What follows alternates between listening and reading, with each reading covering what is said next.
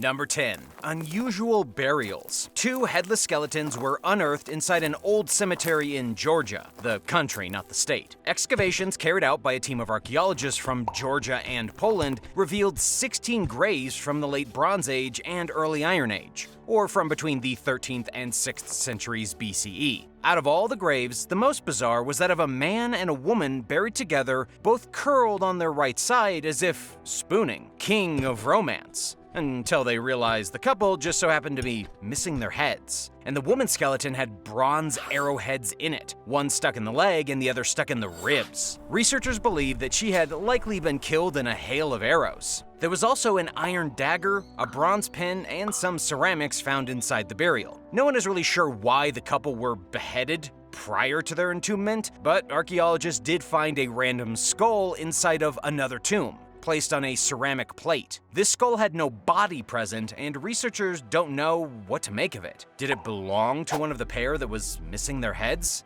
They know the cemetery was probably used by farmers and warriors alike over a period of at least 700 years. According to researchers, the large amount of weapons discovered most likely means that the people buried there were no strangers to fighting. Weapons, along with bones and artifacts, have been found in most graves, which indicates a strong militarization of the community.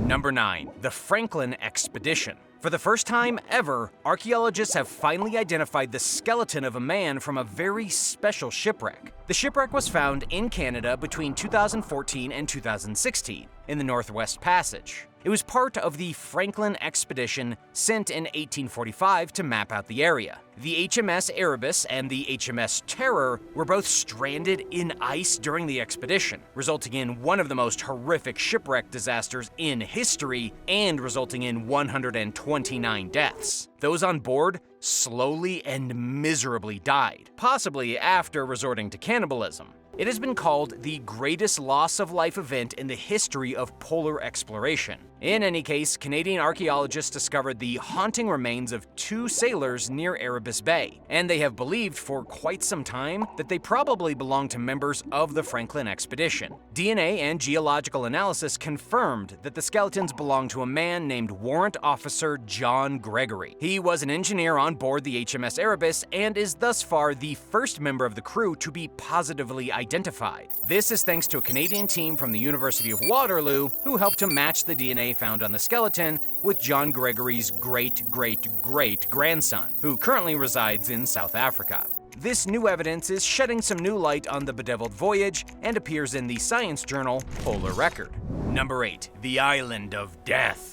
There is a forgotten island located off the coast of Kent, known widely as Dead Man's Island. It's heaped with human skulls, human bones, and empty coffins. It is said to be the most haunting and frightful place in all of the United Kingdom. As of right now, there are no visitors permitted to step foot on Dead Man's Island. If you went to this place, you would find human remains everywhere you looked. But why is there an island in the United Kingdom filled with human bones? It's because, 200 years ago, the island was used to bury convicts who died aboard prison ships. But because the water levels have been rising, people have been discovering unmarked graves and bodies at the surface, reaching for fresh air like zombies. The coastal erosion and shifting tides have caused fragments of skulls and bones to stick out from where they had once rested 6 feet or 1.8 meters under. Dead Man's Island is out of bounds because it's been labeled as a site of special scientific interest by Natural England.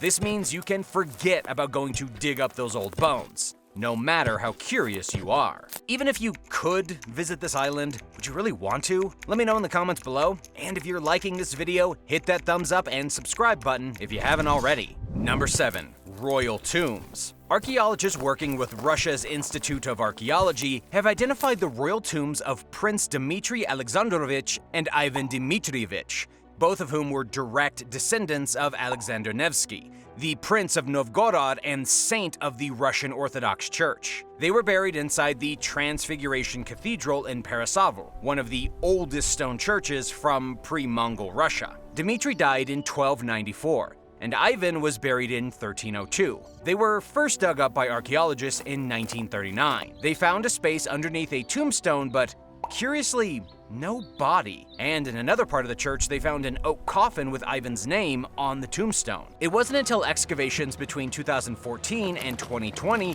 when archaeologists finally discovered a strange stone-white sarcophagus that likely belonged to Dmitry Alexandrovich. The sarcophagus was designed with pre-Mongol traditions from the 13th century. These burials are important because of their connection to Alexander Nevsky, the most diabolical and legendary figure from medieval Russia. But even though the tombs and coffins were found, the bodies seem to be mysteriously missing. Did grave robbers get to the bodies before archaeologists? Number 6. Hell ants. Archaeologists have made a rather horrifying discovery in the form of a fossil. A creature dubbed the hell ant was found fossilized in the middle of attacking its prey, an ancient relative of the cockroach. The amazing fossil dates back 99 million years. The hell ant is so terrifying because it hunted using scythe-like mandibles and horns. Its mandibles snapped upwards in a devastating vertical motion, savaging its prey. This is much different from modern ants, which move their mandibles horizontally.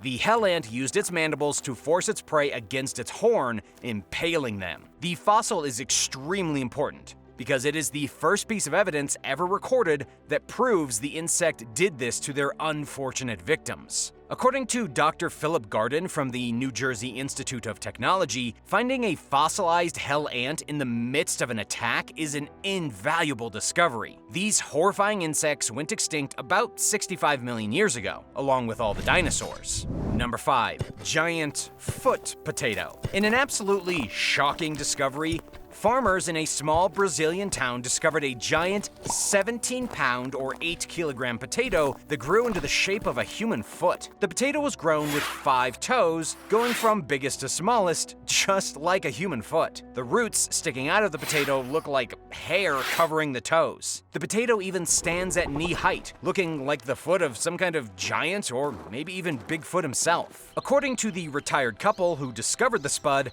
they have never seen anything like it before. They have been planting potatoes in their vegetable patch along with their other vegetables for years, but they had no idea that one of their potatoes would grow into such a strange, unbelievable shape. The couple doesn't plan on eating this potato though. They will instead keep it on display as some kind of creepy miracle of vegetation. I don't know, would you eat it? Number 4. Headless Vikings. Archaeologists recently found one of the most disturbing discoveries in British history. They found a mass burial site filled with headless Vikings in Dorset. The discovery was made in 2009 during construction. Researchers uncovered about 50 dismembered skeletons, every last one of them decapitated, with their bodies tossed into a shallow grave and their heads piled off to the side. There were also lumps of leg bones and rib cages in separate piles. The men excavated here were most likely Vikings killed by the local Anglo-Saxons. Researchers have no idea how the Vikings came to be decapitated and buried in a pit, but they figure the Vikings could have been invaders captured during an attempted raid. To teach the Vikings a lesson, the Anglo-Saxons chopped off their heads and threw their bodies in a shallow hole. This happened sometime between 910 and 1030 AD. Number 3. Bone weapons. At the end of the Ice Age, the territory known as Doggerland, a chunk of land that once connected Britain to mainland Europe, was flooded. For over 8,000 years, the artifacts of those who had lived on this flooded piece of land were lost beneath the sea. In the 20th century, engineers began to scoop up the sea floor in an attempt to fortify the coastline of the Netherlands. During this war, thousands of artifacts and fossils were uncovered from what was once a thriving region populated by ancient peoples. Among these discoveries were more than 1,000 bone weapons. Archaeologists call these creepy weapons Mesolithic barbed points. They were used for making arrows, spears, and even harpoons. But what makes these weapons particularly fascinating is that they were made from human bone. Of course, some were made out of animal bones, like the bones from local deer, but many of them were fashioned using human skeletons. It's strange because there would have been other materials more readily available, such as antlers. They didn't have any good reason to use human bones in crafting arrowheads and spears other than for symbolic reasons, likely related to the spiritual and social beliefs of the time. What exactly those beliefs were Scientists have absolutely no idea. All we know is that our ancient ancestors really liked making bone weapons. Number 2. The Altamura Man. The Altamura Man is one of the most frightening Neanderthal skeletons ever found. His fossilized bones aren't on display in any museum though, and you definitely won't find them in an exhibition near you. Instead, they are still in the exact place where they were found, at the very bottom of a sinkhole near the southern Italian town of Altamura. The bones of the Neanderthal are in the exact same place where they've been for 130,000 years. This guy fell in a cave, down a sort of well, and to his untimely death.